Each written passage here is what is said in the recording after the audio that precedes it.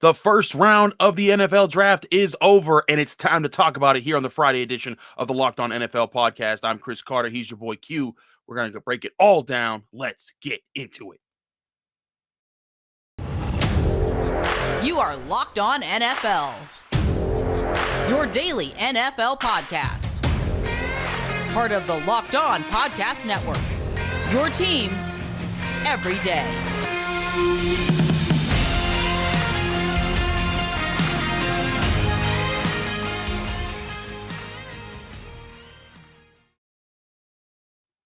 And welcome to the Locked On NFL podcast, the Friday edition. I'm Chris Carter. He's your boy Q. And we're breaking all things down on the NFL now that the first round of the NFL draft is over. Remember, you can find this show on Apple, Spotify, Google Podcasts, Odyssey, and YouTube. If you're watching this video on YouTube, hit the like button on this video. If you see it, hit the subscribe button on our YouTube channel to get all of our daily updates, all our daily content, and our live streams. If you missed it, we had a whole live stream the entire first round of the NFL draft. It was exciting. We had Peter Bukowski on. We had Ryan. We had Crocker. We had Isaiah. We had everybody on this show. Ross was even popping in and out as the producer slash coming in to be the Saints guy. It was a wild show and a wild day. And Q, you were on hand for this wild day in Vegas, seeing it play out in front of you. What was it like being there? Because the first few picks, it was like, okay, a little bit. And then like chaos broke out after the Panthers picked at 6. Yeah, no, it was crazy, man. Being here in Vegas, really the whole week has been just exciting, seeing the whole city being built up, seeing the stage being built on the Bellagio fountain, one of the stages and everything. It's just, there were so many cool things to see. And then to actually see the stage where the draft pick, the picks were announced and seeing how many people were out there and the streets were closed down. It was awesome, man. It really was. It was a nice little charge. It kind of gives you a little shot of adrenaline in your blood. It just goes. It's fun, man. And I mean, that's one thing when you host the draft, man. It's fantastic. It really, you see all these people come to the city or your city and just, I'm telling you, it's one of those events that I always tell people, if you have an opportunity to go to a draft, just go, And the one thing I like about the draft, and I guess I'll wrap it up with this, is the fact that, the Super Bowl, we know there's 2 teams that are playing in the Super Bowl. When it's the draft, all 32 teams are playing. Yep. You know what I mean? And there's fan bases from all 32 fan bases are there. And so that's the exciting thing. You see all these fans getting together. You're seeing Ravens fans sitting next to Steeler fans and seeing, Bengal fans sitting next to Steeler fans. I mean, just everybody, Raiders and Chiefs and Broncos and Niners and Seahawks and all that good stuff. Everyone's like, it just piled in there. And so it's cool to see everyone get excited and fired up because, every player that gets selected is going to be the guy that's going to save the franchise or take the team over the top, right? Make them a Super Bowl winner. So at least that's how most fans feel after day 1 or day 2, or as soon as the draft is all the way over. Let's talk about this first round, these first round picks and what stood out to us. Yeah. I was a little shocked that offensive tackle waited so long to get picked. They reached outside of the top 5. The Panthers, they got Aquanu, and that was the first tackle off the board. And then they came off quickly. Evan Neal went at 7 to the Giants, Charles Cross at 9 to the Seahawks, and then Trevor Penning had to wait a while. But once those guys went, that's when the receiver haul began. Between the 10th pick and the 18th pick, I believe it was 4 wide receivers. No, 5. Pick 8. Remember, it was pick 8. And excuse me, I forgot about pick 8 with Drake London. You're right. Yeah, so there's 6 of them. 6 wide receivers between 8 and 18 get selected, and it was just like this consistent run. And if it wasn't for Charles Cross being 9, like if the Seahawks really wanted to get a wide receiver, it would have been 5 consecutive wide receivers picked at that point of the draft. We knew this was an insanely athletic wide receiver class, but the run was extremely impressive on how quickly they went. Well, I just love the fact that I think you can look at round 1 and say that it was all about the wide receivers. I mean, obviously there was only one quarterback taken in Kenny Pickett, and he went to the Steelers, as you very well know. And that's a whole nother storyline. We could talk a whole segment just about that storyline. But think about the wide receivers. You just mentioned the run that went on them, but then also the veterans that were traded. The veteran wide receivers. When you look at A.J. Brown, you look at Marquise Brown. The Browns were traded. You know what I mean? What happened with Marquise Brown? He's not that good. What did the Cardinals give up for him? Like it Oh was like yeah. I like don't know what they were doing. I I don't don't. know how you give up for anything for him. Like I get if Terry McLaurin was in the Right, picture because right, they were in right. the same class. AJ Brown, I get being desperate for him. Even Steelers Deontay Johnson a little bit more. I still wouldn't you say that, but Marquise Brown, Yeah, come yeah. on, man. I didn't understand that either. I didn't understand why they gave up what they gave up. But in my opinion, Marquise Brown is a one-trick pony, and that trick's not even that good. You know what I mean? Exactly. So, but it just shows you how the wide receiver market has been changed and shuffled up. And really, I keep going back and saying it, and I'm not trying to, like toot my own horn or anything, but I mean, really, it all goes back to the Devonte Adams trade Yep. from the Packers. That kind of reset the quarter or the wide receiver market, and now Mhm. you see all these wide receivers get drafted in round one, and you see all these veterans on the move. Absolutely. Cornerback was also a position that kind of got crazy in this test. In the top 3 I'm or excuse me, top protesting, by the 4. way. I'm What'd you say? protesting. You're I'm protesting. protesting. Yeah, I like where Sauce Gardner went. I think that the Jets did a really good job in their draft, but Derek Stingley shouldn't have been the first DB off the board. You and I just talked about this last week when we Yep. were talking over how this goes. I felt like Derek Stingley could have been, and it seems like the Texans agree with me, but at the same time, it don't make me right because Right. Texans have messed up a lot of things Yeah. over the years. Right. And But again, I like where Sauce ended up. I think that he's going to be perfect in New York. I think the right, Jets did a really good job in their draft, and maybe they get to start to turn this thing around. But I think that the Jets and their fan base really needs a guy like Sauce Gardner to, a guy to root for like that, who's a fun, hey, that's going to be the next dude. I kind of go back when I was when Charles Woodson got drafted by the Raiders. I was like, that was my guy. You know what I mhm. mean? Coming out of Michigan, I was like, man, that's the dude. I want the Raiders to grab him. So it was great that they were able to get him. And then it was kind of like the player that I latched onto forever. So I think Sauce Gardner will have that opportunity to be a similar type player.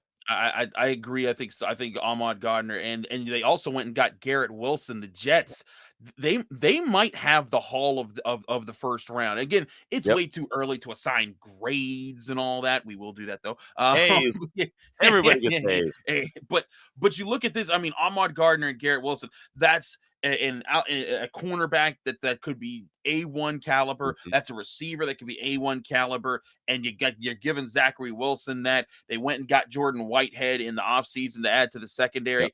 The Jets could be a new look team come this year. You also had a lot of trades going up and down. The Saints went up and got Chris Olave at 11. They also got Trevor Penning at 19. I think I like Olave. He was one of my favorite receivers of this class. I'm not a big Trevor Penning guy. I think that Right. he showed that he was getting bullied a lot at the Senior Bowl and then not responding to that very well. I'm a little, I think in the second round he would have been fine, but that early in the first, I was like, but I was really interested to see that. Let's talk about the quarterbacks real quick though The because quarterback. yeah, you're right. You're right. It's just really the quarterback. Kenny Pickett, the first off the board. Yeah. I heard for months it was Malik Willis. Malik Willis, Malik Willis, Malik Willis. He was the best quarterback. Now, and I said this early on in the process. Louis Riddick broke this down, before the season even ended. And he Yeah. said, the biggest thing about quarterbacks in the NFL right now, you need to be accurate and you need to see the field and be a leader. Arm strength, speed, all that. Forget about that. As long as you're tall enough, you Right. need those 3 things that you want that. And I said, from the jump, those are the 3 best attributes of Kenny Pickett. But Mhm. still, I looked at the arm strength issue.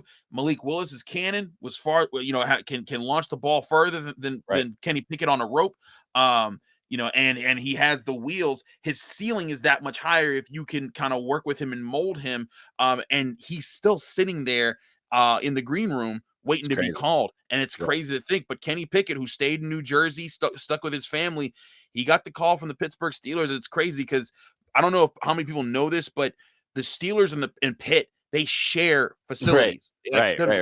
Right. like when I cover it, like it's actually great for me because I cover both. Right. So when Pitt's practice is done, I just kind of come out and then I go to where the Steelers practice is, and it's Nice. just like 2 feet from each other. And Yeah. it's just like, oh, this is awesome. But Kenny Pickett staying home in Pittsburgh. He's from New Jersey, but Mhm. he's been at Pitt for 5 years, and him just staying in the city. It's basically like he got he's staying for his doctorate degree. But it's wild to think he's the guy that's going to be the first step to replacing Ben Roethlisberger.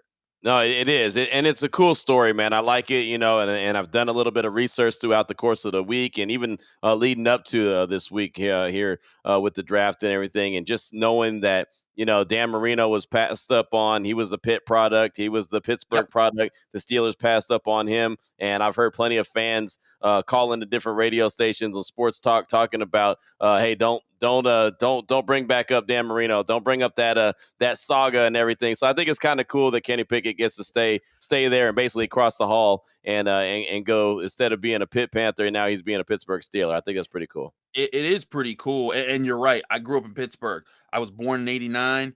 Dan Marino was drafted in 83. And the fact that they passed him up for Senior Sack, a guy who was supposed to be the next Mean Joe Green. Yeah, right. And he got in a car accident like before he could even play a single game. Yep. And that was it. And Dan Marino went on to beat the Steelers in the 1983, or excuse me, I think it was the 1983 AFC Championship game in his rookie year when he got to the Super Bowl. And the Rooneys always said that was one of their biggest regrets in franchise history. Right. And so now I don't know if it's rectifying it, but they went and got the guy who shattered all of Dan Marino's records. Certainly a huge story here. We're going to revisit these first round picks in just a minute here because we want to talk about winners and losers on the back end. But before we do that, we have to talk about who's still on the board. Who can your team still get? We'll look at the best available and see where they might fall in just a minute here. But first, we got to talk to you guys about one of our great sponsors, Shady Rays. Now, y'all know about Shady Rays. They're the independent sunglasses company that gives you sunglasses like these, polarized. Bam, looking great as I wear them. And they give you features of $200 sunglasses for just a fraction of the price. That means you get polarized lenses, well-constructed durable frames, and premium high-end finishes. Also, something you won't find anywhere else is the Shady Rays Insane Protection program. Shady Rays includes lost and broken protection on every single pair. They will send you a brand new pair if you lose them, no matter what happened. If you give them a try, you don't love them, you'll pay nothing. It's simple as that. Plus, 10 meals are donated to fight hunger in America when you shop with Shady Rays exclusively for our listeners. Head to shadyrays.com and use the promo code LOCKEDON. That's LOCKEDON, Locked On, and you'll get 50% off 2 or more pairs of polarized sunglasses. Again, that's code Locked On, LOCKEDON, for their best deal of the season. 50% off 2 or more pairs of sunglasses of Shady Rays sunglasses, backed by over 150,000 verified 5-star reviews.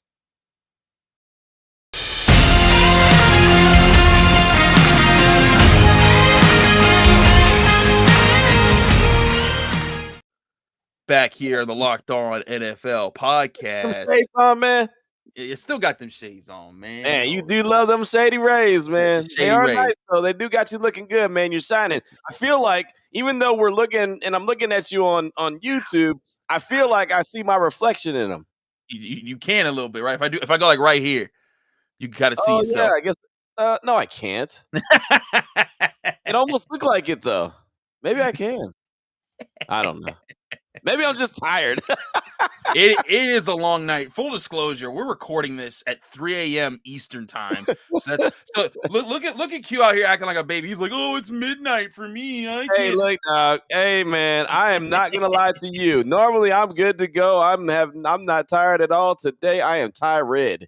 I am tired. I do not blame you. You had to be out in the hot sun dealing Right. with the NFL draft all weekend Facts. long. That's a beast, man. That's a whole beast of a challenge. So I totally respect that. I'm gonna take these off now. There you go. I don't want to look at my reflection because I know I don't look that good. But let's get to talking about who the best players are left available right now. Okay. Right now, a lot of people let's talk about Malik Willis. Yeah, Malik Willis. Yeah, where does he go? All the That's conversation was he was going to go possibly 6 to the Panthers, right? So what are they going to do with their quarterback position? Are they going to settle on Mayfield? Are they settling on Darnold? Are they going to make a move for Willis? The problem I have, if I'm the Panthers and I'm Matt Rule, I'm trying to save my job. Yeah. Am I going to rely on a rookie to try to save my job? Am I going to rely on Sam Darnold to try to save my job? Am I going to rely on Baker Mayfield? You know what I mean? It's almost like you're in a no-win situation right there. You got to figure out which is the less of the evils, I guess. I don't think Matt Rule's in a position to try to develop a quarterback. So maybe that's a place where Baker Mayfield ends up after the draft is over. I don't know, but it's crazy. And now you just don't know where Malik Willis is going to go now that he didn't go to the Panthers in round 1.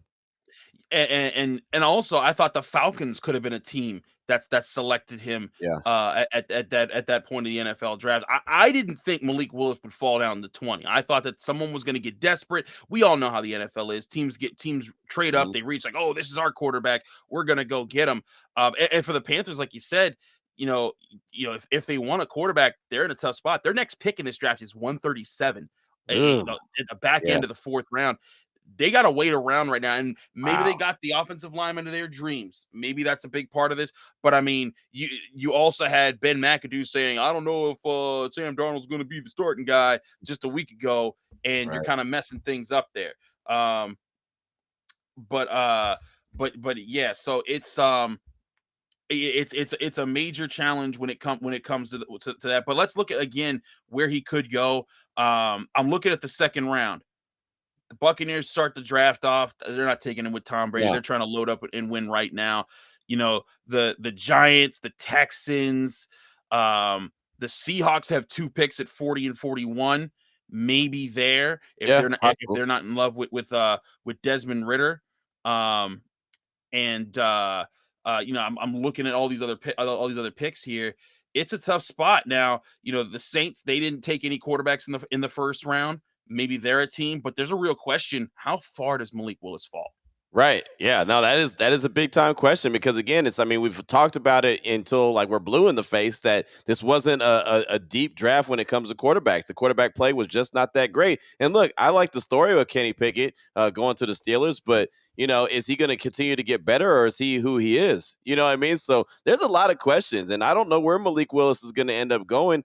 There might be a team that really doesn't need a quarterback right now that says, hey, you know what? Let's go ahead and grab him before someone else does. And maybe they just go ahead and get him and stash him and try to develop him. And if not, flip him or something. There's all kind of scenarios. And really, I think that those wide receivers at the big run on the wide receivers, and then, of course, the top of the draft where it was like all defenders and offensive linemen, that it just kind of just threw off the whole trajectory of the 1st round. So Malik Willis could be one of those guys that's in for a pretty long slide, and he's already sliding. He's already sliding. Now, other guys sitting there. Who's the guy you're most surprised as a skill position player who's still sitting there right now? I thought Nakobe Dean would be off the board by now.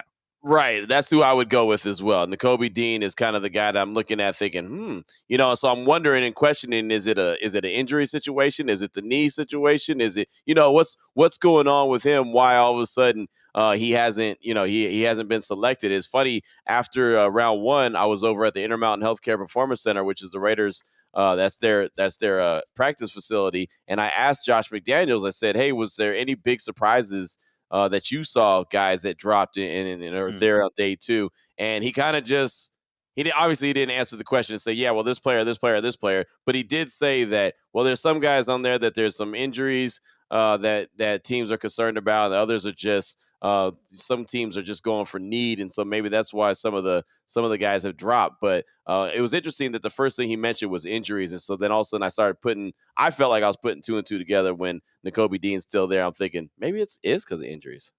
Maybe it is, but it's also, some people brought this up. He's an undersized linebacker.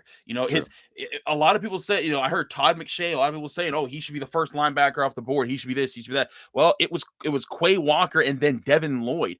Crazy enough, Quay Walker wasn't the leader of the Georgia linebackers, and all 3 Georgia linebackers were in the mix this year. But Quay Walker gets it because of measurables, because teams, they want to see. They want to see the size. They want to see the speed combined with the size. They want you to be able to compete against the run and be able to challenge tight ends over the middle. That's something that's hard. Another guy, another guy that's surprising, Andrew Booth Jr. I thought he might be able to get into the 1st round. Cornerbacks are valued at a premium. Guys who I thought could sneak into the 1st round. I heard a lot of Sky Moore talk. I heard a lot of Travis Jones talk. Desmond Ritter, is another guy, a quarterback that if I thought Malik Willis, he goes higher. If Right. Malik Willis goes higher, Kenny Pickett might go higher because once Yeah. a position starts a run, other teams get desperate. That's what we saw at wide receiver. And Right. I heard people like Ian Rappaport, people like Todd McShay, people talking about when I talk to GMs right now, that's what I hear. Is that everyone's asking when is the first quarterback coming off the board? Everyone was trying to Right. see that and guess off of that. So it's crazy to me to think that that's where we're at right now. I'm really intrigued to see who are the top guys that go, and are there going to be crazy trade ups tomorrow as well, or I guess today, excuse me, because it's Friday. Right. Yeah, man, it's going to be interesting, right? It's really going to be interesting to see where these moves are going to be made, how these moves are going to be made, and who's going to make them, and that's really the facts. It's just this has been intriguing. I mean, there was 9 trades that happened on day one, and it started at pick 10, I think was the first or maybe a pick 11. I don't know, but it was early in the draft, and all of a sudden it was just like trade, Yep. all Yep. these different trades. So is that trend going to continue, or is it going to settle down and slow down a little bit? So yeah, man, it's something. I think also a product of some of those trades is because all these teams had multiple draft picks in the first round. What was there, 8 Mm-hmm. teams that didn't have any picks? So Mm-hmm. all those teams had multiple picks in round one. And I think that might have led to some of the draft day, the day one trades that we saw as well. Could very well have. Now, so we've gone over some of those guys that we're excited to see here still available in the second round. I think Travis Jones is a heck of a get. I think Devonte Wyatt, I was a little tentative about him because he had a domestic violence dispute a few years back with his time at Georgia. He's a Right. little bit older at 24. Travis Jones was a guy that I think that a lot of teams are going to really try to go get. Logan Hall might be in that conversation as well. But again, where do the quarterbacks fall? Because I've heard people try to push Matt Corral to be higher selected than he is. Where do the receivers start up again? Because Christian Watson's sitting there, Sky Moore's sitting there. It's gonna be an interesting run. I'm curious to see what position starts to be valued at the premium at the top end of the second round. Yeah, no, me too. Really, I mean, I feel like there's a lot of good talent that dropped around too. And I think that there's a lot of good, talented players. I don't think this is a draft where there's a lot of elite players, but I think there's a lot of good quality players in this draft. And there's over 1,000 people, 1,000 guys that have their name in the hat to be drafted. And there's not 1,000 positions, but you look at a couple of different classes are being combined because of COVID. And so now you have all these guys and all this talent. So again, I don't know if there's anyone who's elite. I don't think there's anyone who's an elite talent, but there's some guys that are really good. And of course, I mean, I guess there is elite talent in my opinion when you look at like a Sauce Gardner. But I think that like even the defensive backs, you have like 3 really good ones at the top or 2 really good ones at the top. Then there's a big separation. There's a big talent separation. So that's kind of how I feel like for the most part, the whole draft is. I feel you on that. We're going to talk more about winners and losers of the first round, at least how we saw it play out in front of us, because we got to talk about how the teams did as wholes. But first, we got to talk to you guys about Built Bar. It's about to be May. It's right around the corner. The summer is coming up, and you are trying to get your body right for the summer. But you need to stick onto a diet. What can help you stick to a diet? Built Bar, because they're the amazing protein bars that taste like candy bars. With Built Bar, it's easy to stay on your diet because they're going to taste amazing. If you haven't tried the new Puffs flavors, they're covered in 100% real chocolate, just like all the other Built Bars out there. And they're the first ever protein-infused marshmallow. They're fluffy, they're marshmallowy, and they're not just a protein bar. They're a tasty treat covered in 100% real chocolate. And they come in great flavors like cinnamon churro, coconut marshmallow, banana cream pie, all so very good. And there's even more flavors when you go to the regular Built Bars that are still covered in 100% real chocolate, and they're high in protein but low in calorie. When you get the average Built Bar, it's 130 calories, 4 grams of sugar, 4 net carbs, and 17 grams of protein. Compare that to the average candy bar, which has about 240 calories, 30 grams of sugar, and dozens of net carbs. It's an easy choice for what's better for you. And there's so many flavors to choose from: double chocolate, coconut almond, peanut butter brownie, raspberry, cookies and cream, salted caramel, mint brownie, and so many more. In fact, there's always new flavors coming out when you go to built.com. So check out built.com and have Built Bars delivered right to your door by using the promo code LOCKED15. That's LOCKED15, LOCKED15, and you'll get 15% off your next order of Built Bars when you visit built.com.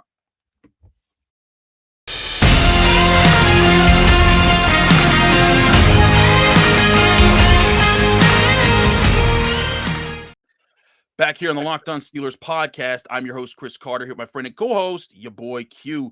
Q, we're here looking at how this played out in the first round, and we're trying to pick winners and Yeah. losers. Now, this is always tough for me because we don't know who's going to be who. Travon Walker could be a complete bust or could be the best player of all time. You never know with how that one. I do question that one, and not that I'm saying Jacksonville is a loser, but I'm not saying that Travon Walker is a loser because he's not. If you get selected number one overall, you're number one overall. But I just have a problem with his production and his lack of production. In his college career, what do you have? 9 total sacks in his college career. In his college career, not one season, his whole career. That kind of bothers me. Yeah, and I feel like that Jacksonville I don't want to say they got duped, but they really became victims of what they saw when it came to working out in the combine. Workout warriors, we always say, watch out for that. I think Walker could play. I just don't know if he's a number one overall pick. I hear you on that. A lot of people were speculating on that. Aiden Hutchinson going to the Lions. Right. I thought that was very interesting. And then with the Lions, you had them trading up. They had those 2 picks, one at the end of the first, one at the beginning of the second. They trade up with the Lions, staying in the division and get Jamison Williams, a huge play there. Yeah, and that's the thing, because a team like the Lions, they don't have to worry about being successful right now. They don't need that guy to get them over the top right now, and Jamison's not going to be available right now. He's probably going to miss the majority of the season, if not the whole season in 2022. But you know that you probably have the best wide receiver that was in the draft. Probably got that guy. If he had been 100% healthy, I'm sure he would have been the first wide receiver off the board instead of Drake London out of USC. So, if you're able to be patient and then allow him to come back when he's ready, then you could have a hell of a steal, and you could have a really good wide receiver for years to come. I'll tell you who I thought really won this: the New York Giants.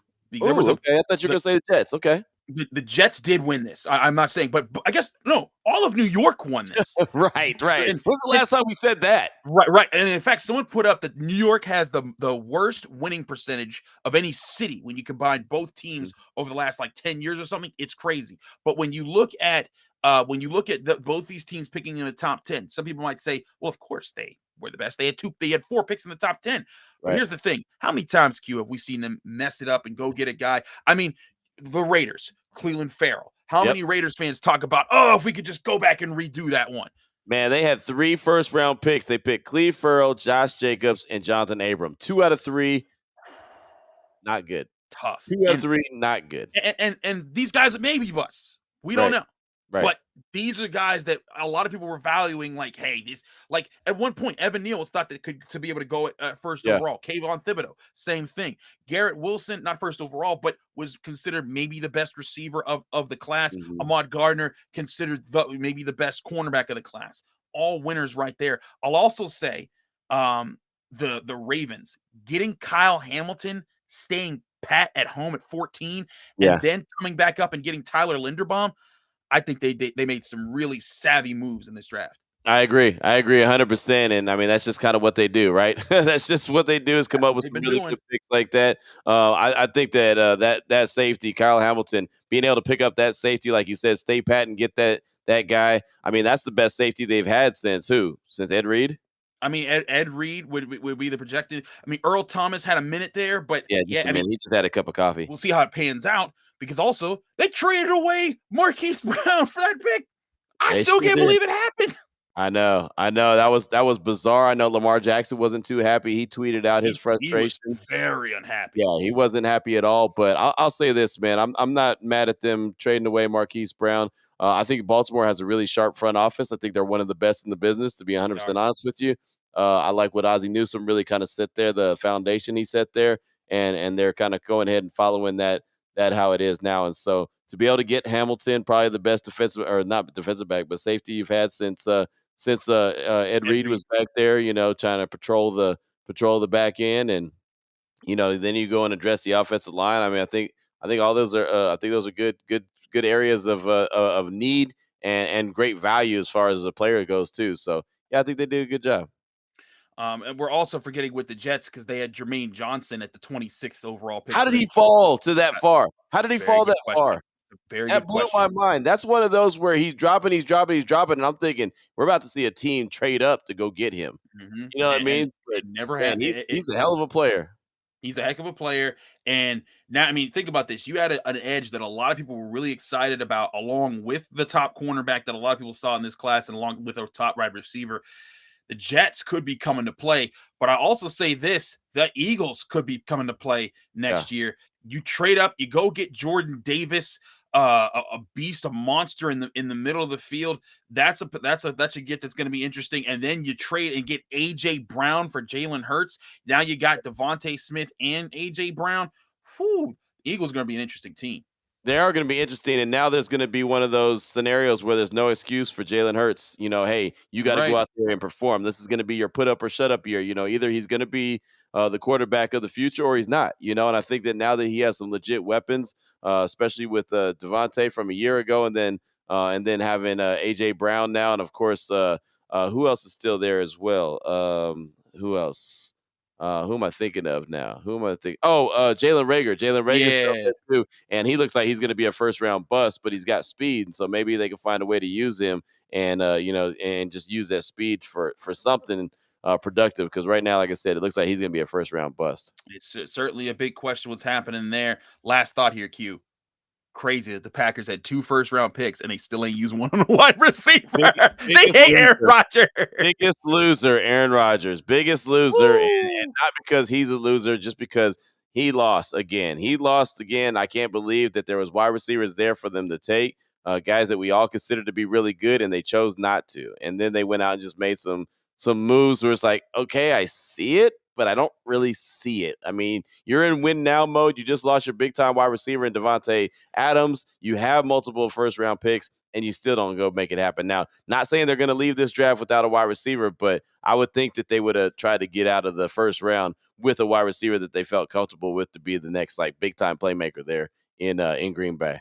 Still a lot of picks to be made. We'll see how things play out the rest of the weekend. Stay tuned to the Locked On NFL podcast channel. A lot of great content coming your way, evaluating the NFL draft all weekend long. Q, thanks so much for riding with me, man. Always appreciate to be with you. You can follow this podcast just like you follow all the Locked On podcasts, Locked On Raiders, Locked On Steelers, Locked On everybody on Apple, Spotify, Google Podcasts, Odyssey, and YouTube. From Chris Carter and your boy Q, have a great draft weekend. We hope that your team brings you some joy with some of your picks, and we'll be back next week breaking more things down right here on the Locked On NFL podcast.